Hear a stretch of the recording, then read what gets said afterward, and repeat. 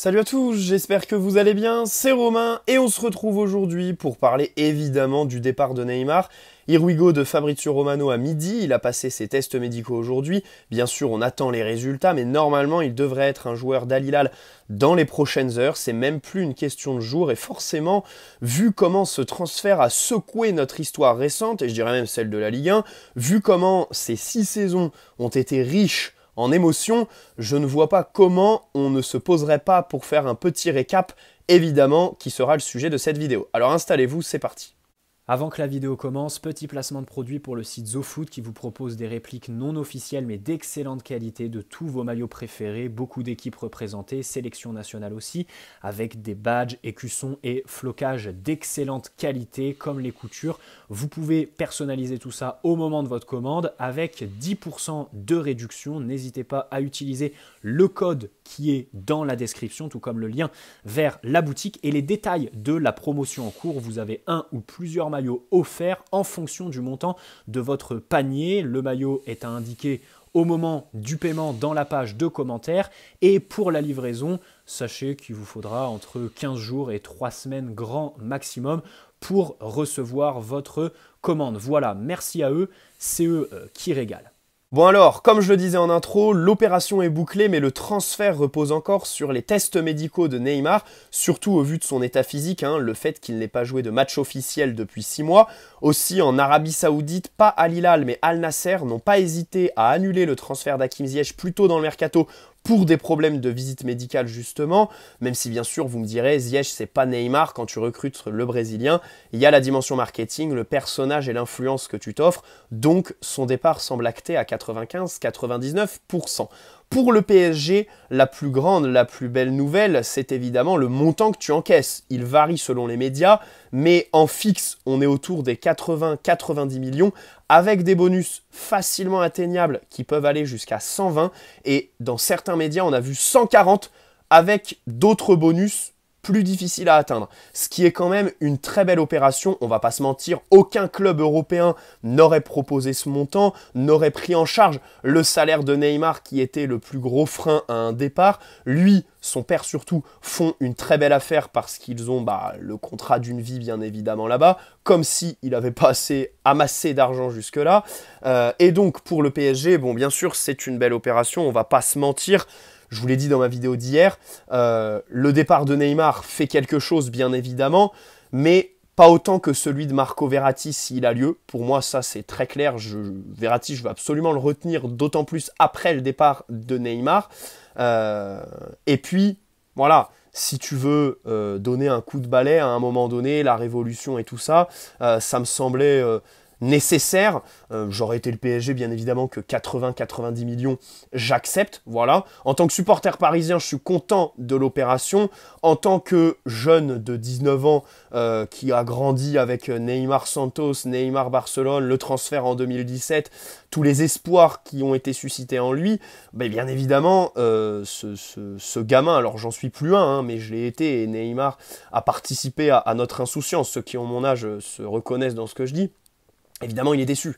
Il est déçu de voir un tel joueur partir à 31 ans en Arabie Saoudite. N'importe quel joueur qui va en Arabie me déçoit. Quand c'est Neymar, aussi jeune, dans ces conditions-là aussi, par rapport au club que j'aime, après une seconde partie de saison gâchée par la blessure, les événements avec le Cup, et ce départ bouclé en une semaine, un petit peu à la surprise générale, parce que ces derniers temps, c'était pas vraiment la tendance. Bon, évidemment, ça frustre un petit peu. Tout comme les 6 saisons qu'on a passées avec lui. Toutes les blessures, les polémiques, les moments extraordinaires bien évidemment. Et on va y revenir dans cette vidéo. Donc voilà, le supporter parisien est content de l'opération. L'observateur, disons, l'enfant que j'ai été, est un peu déçu de voir cette trajectoire et au final cette carrière qui est un gâchis, on va pas se le cacher, que ce soit au PSG, même en restant au Barça en 2017, je suis pas sûr qu'il ait accompli plus quand on voit la trajectoire de ce club. Et même avec le Brésil aussi, je crois que les plus gros regrets pour Neymar, ils sont là. La Coupe du Monde 2014 avec ce fameux duel, cette blessure au dos, le 7-1, ce Brésil-Colombie, enfin c'est la Coupe du Monde 2018 où, bon, là par contre, le running gag de Neymar qui se roule par terre et tout ça, la Copa América 2019 qui vont chercher sans lui, la Copa América 2021 où il te fait un tournoi d'anthologie, fait une super finale pour qu'au final ce soit l'Argentine qui la prenne sous ses yeux, et puis cette Coupe du Monde 2022, à un moment donné, on peut critiquer le joueur, le destin n'a pas été au rendez-vous aussi, voilà, et donc que de frustration, que de gâchis. Bon bref, c'est très bien vendu, évidemment. Je pense pas que ce sera aussi bien réinvesti, hein. C'est ce qui fait le plus peur avec ce club. On va voir sur qui on va se lancer. Bien évidemment, pour le remplacer, faut pas se positionner prendre une posture axée sur le profil.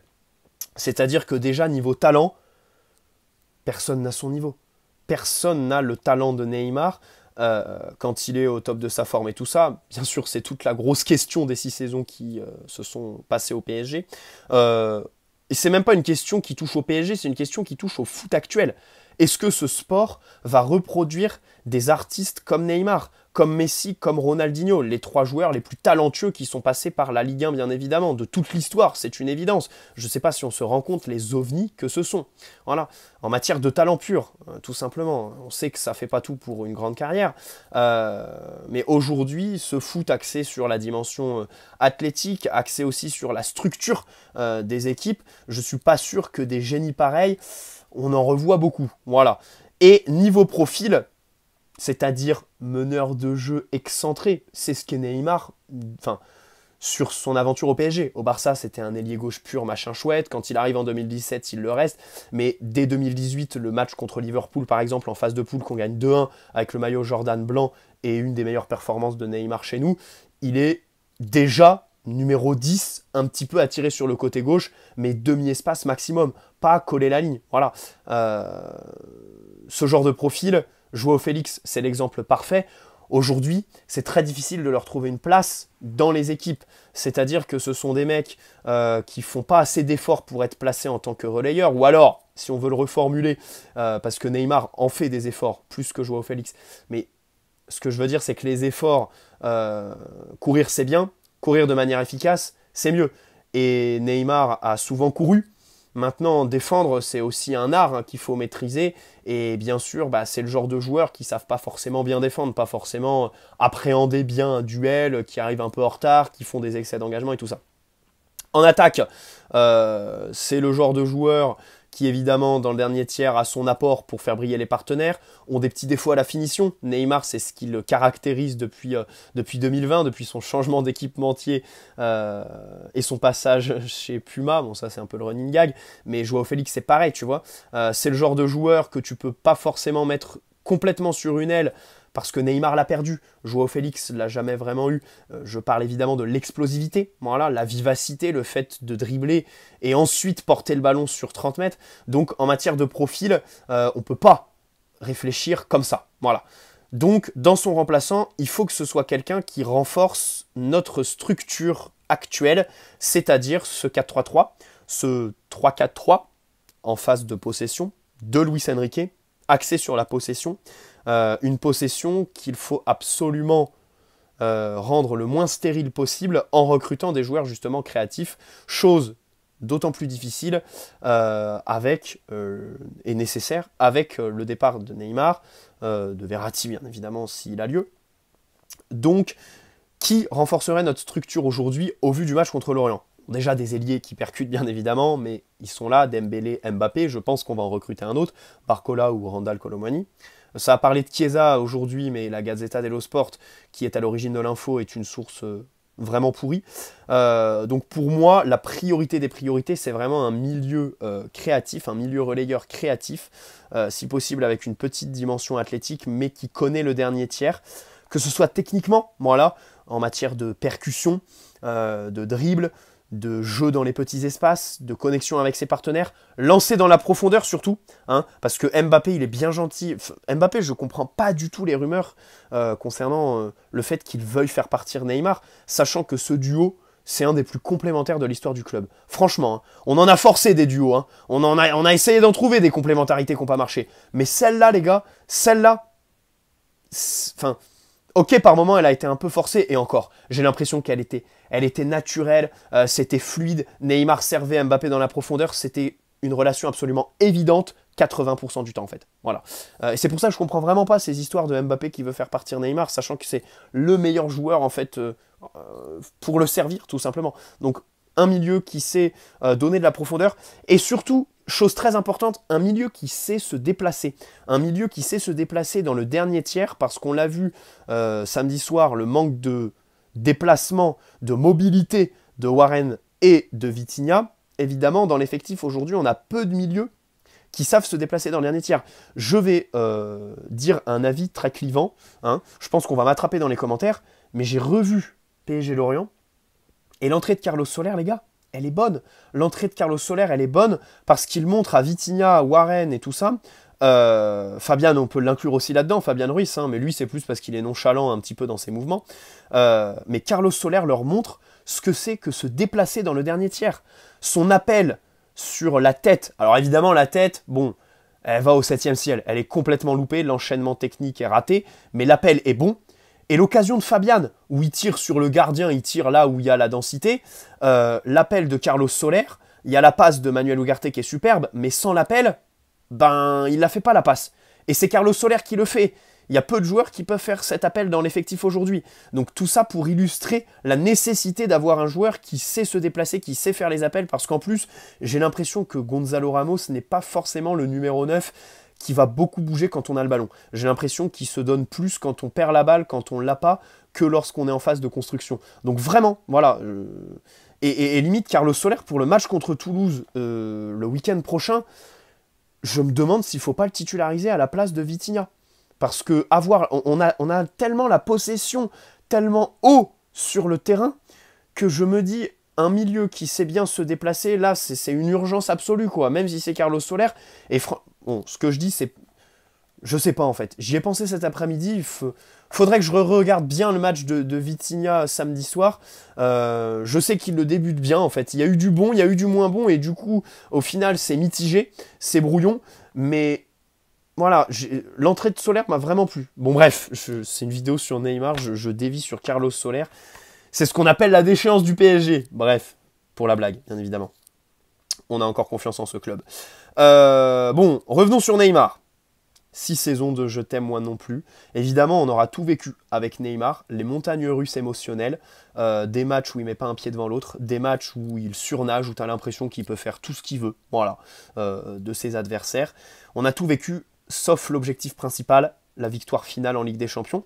On en a été très proche. Il nous a menés en finale lors du Final 8, même s'il la loupe, sa finale contre le Bayern, et on y reviendra. Je commencerai par l'été 2017. C'est un moment qu'on ne revivra jamais. Voilà. Évidemment, le feuilleton, qui était quand même beaucoup plus sympa à suivre que les espèces de feuilletons Mbappé qui commencent à nous faire chier.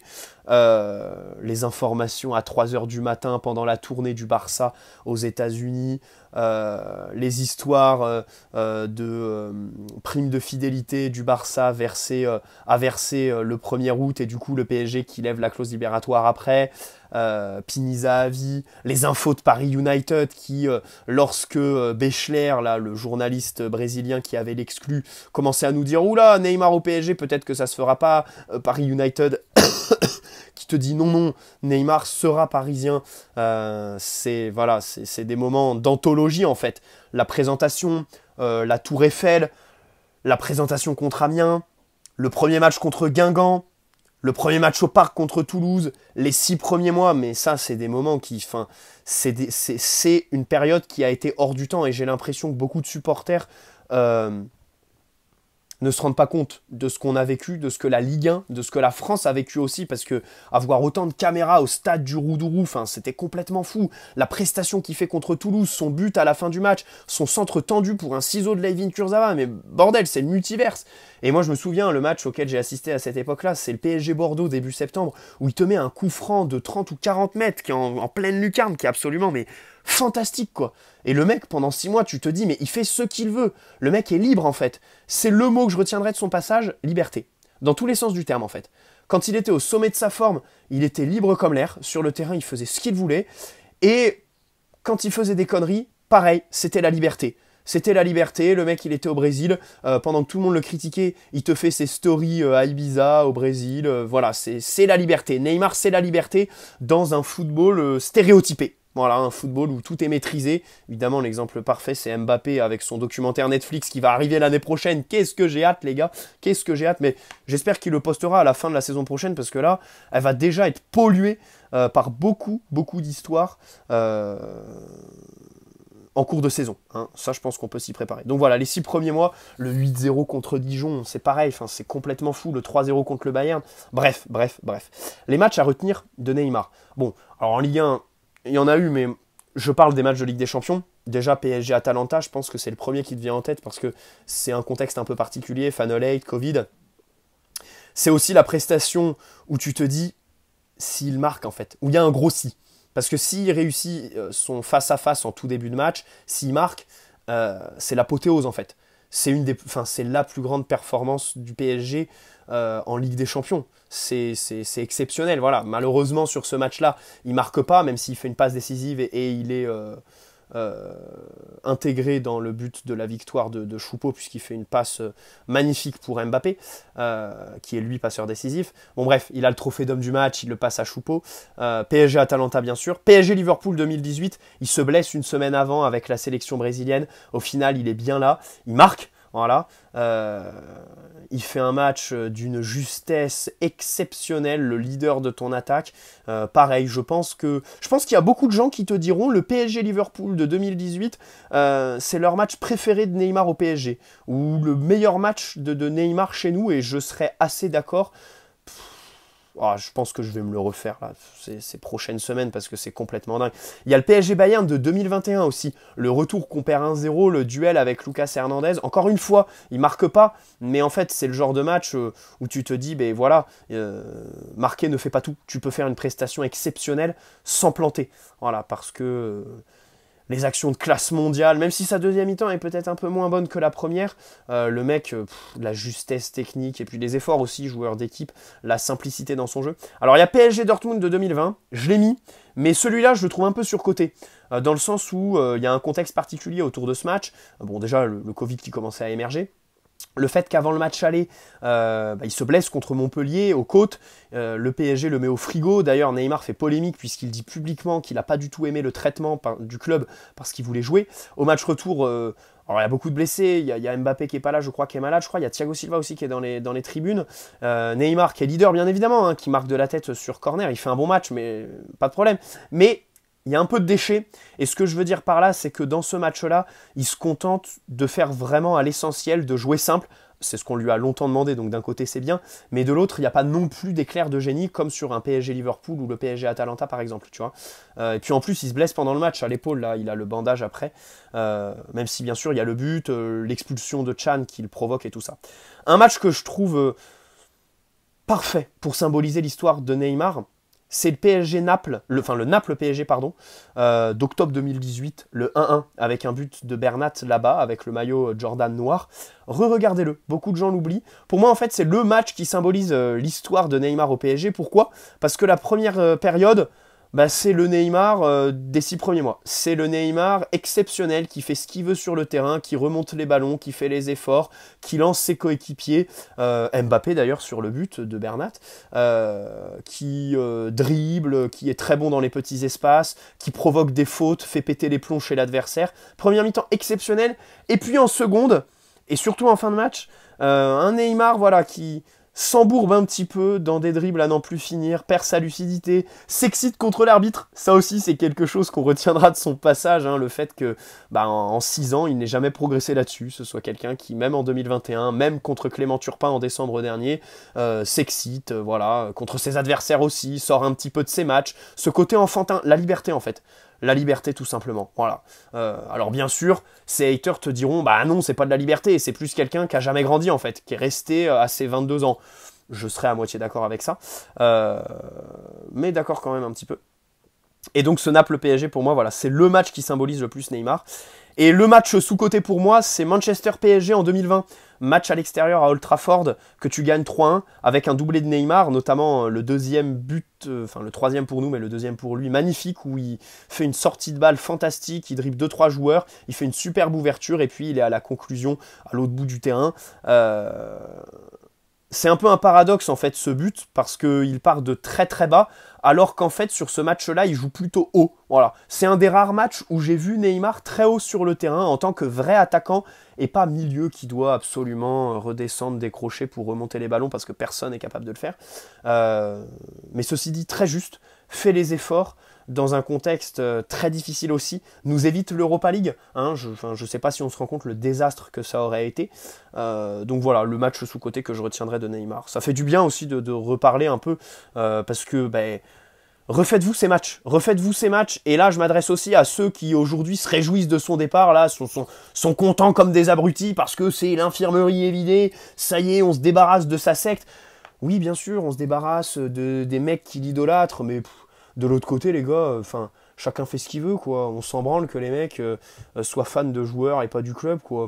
Les gars, c'est des gamins, c'est des ados prépubères, bon, on va pas s'attarder dessus, quoi. Parlons du club, et essayons d'avoir un regard objectif sur ce passage de Neymar. Moi, personnellement, j'en ai rien à foutre, quoi. Bien sûr, de l'autre côté, on parlera des blessures, de l'investissement de Neymar, hein, parce qu'évidemment, il n'a pas tout fait pour le plus haut niveau. Le talent ne fait pas tout. Et aujourd'hui, dans le foot actuel, bien sûr qu'il faut l'hygiène de vie, bien sûr qu'il faut les entraînements, pas de blessures en fait. Il y a eu des moments aussi où il met pas un pied devant l'autre. Hein. Moi, je me souviens du PSG-OM fin 2021 avec Pochettino, où on fait 0-0 contre l'OM de Sampaoli, là, le premier classico de Messi, avec un Neymar qui fait un match atroce, tu vois. Voilà. Si tu veux rééquilibrer, regarde ce match-là, tu vois. Et le mot liberté est valable aussi ici, voilà, parce que c'est quelqu'un qui a aussi symbolisé un petit peu ses passes droits et tout ça, même si il n'a pas forcément fait de... Enfin, les gens nous diront, oui, il n'a jamais été sanctionné comme Cavani et tout ça. Bon, les gars, je pense quand même que c'est connu aux yeux de tous que sous Pochettino, sur la saison 2021-2022, il arrive à l'entraînement pas tout net les matins. Évidemment qu'il n'a pas tout fait. Évidemment qu'il est revenu de vacances souvent avec des kilos en trop. Pas tout le temps, hein, mais souvent. Et sans tomber dans ce discours sur l'hygiène de vie, il faut le souligner, parce que c'est un fait. Sans pour autant rester sur l'hygiène de vie. Dans le sens où il y a beaucoup de gens qui diront hygiène de vie et que hygiène de vie. Alors que, au-delà de ça, il y a le fait qu'il se soit beaucoup blessé. Quand tu te blesses, forcément, tu perds ta forme optimale, tu prends des kilos, que tu le veuilles ou non, hein, sans manger des McDo, tu perds forcément, c'est sûr. Voilà. Et faire le yo-yo à son organisme comme ça, évidemment, c'est pas bon. Et évidemment, à 31 ans, c'est sûr que Xavi, il veut pas vraiment de toi dans son équipe, quoi. C'est sûr que Luis Enrique, il a des petits doutes. Tu vois ce que je veux dire? Donc, c'est assez compliqué. Bon.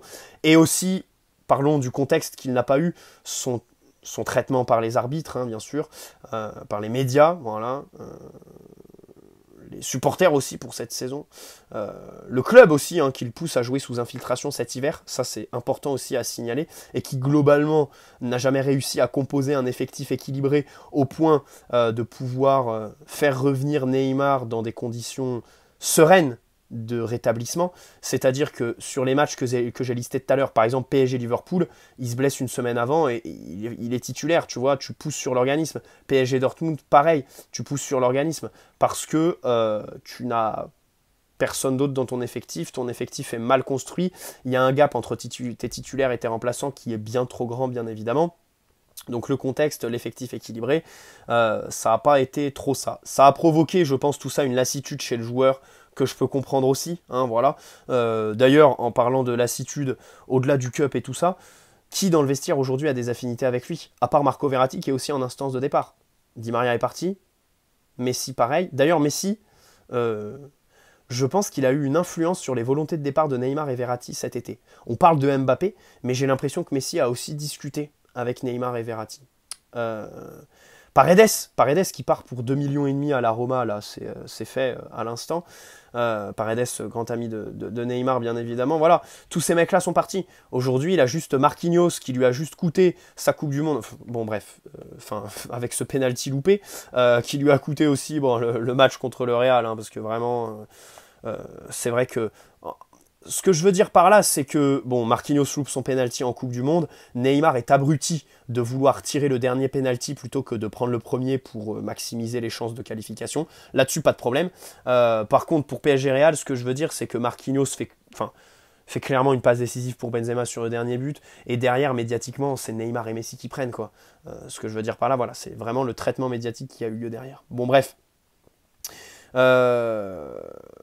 Donc, il décide de partir. Je trouve bizarre la spontanéité de cette volonté. C'est-à-dire que, ça y est, la semaine dernière, il s'est décidé. Ça s'est fait en une semaine, alors qu'il y a un mois, il te disait qu'il voulait rester avec ou sans amour. Ça me fait peur pour la suite parce que je pense qu'il y aura des règlements de compte. Déjà là, il a liké un post dans lequel on dit que Mbappé voulait faire partir Neymar l'année prochaine. D'ailleurs, le lendemain de l'annonce du départ de Neymar, Mbappé est revenu à l'entraînement tout sourire. J'ai vraiment peur pour les règlements de compte, dans le sens où, encore une fois, cette saison va être polluée. Cette saison va être polluée. Paredes qui part, Paredes va parler. Bon, alors, j'espère et je pense que le club leur a signé un chèque pour la confidentialité. Alors pour Paredes, je pense que ça peut jouer. Par contre, Neymar, est-ce qu'il a vraiment besoin de ce chèque pour fermer sa bouche? J'en suis pas sûr, tu vois. Et vraiment, j'espère qu'il nous fera pas une interview à la Cristiano Ronaldo et tout ça, parce que ça va encore rajouter de l'huile sur le feu, quoi. On va encore avoir une saison très très chargée, les gars. Si Mbappé reste, on va avoir le feuilleton. Ne pas oublier Xavi Simons. Loïc Tanzi nous a dit au moment du prêt à Leipzig qu'il y avait des détails du contrat qui seraient dévoilés pendant la saison, pas pendant la période mercato. Donc les gars, je pense qu'on va avoir des dossiers qu'il faut mettre de côté aujourd'hui, mais qui vont revenir sur la table en octobre-novembre pour la crise habituelle de l'automne au PSG. Ça va être salé, disons. Bref. Donc voilà, j'espère que ça va pas trop polluer notre quotidien. Bon, que de regrets, de gâchis avec Neymar, mais la vie continue bien évidemment. C'est très bien vendu, une belle opération.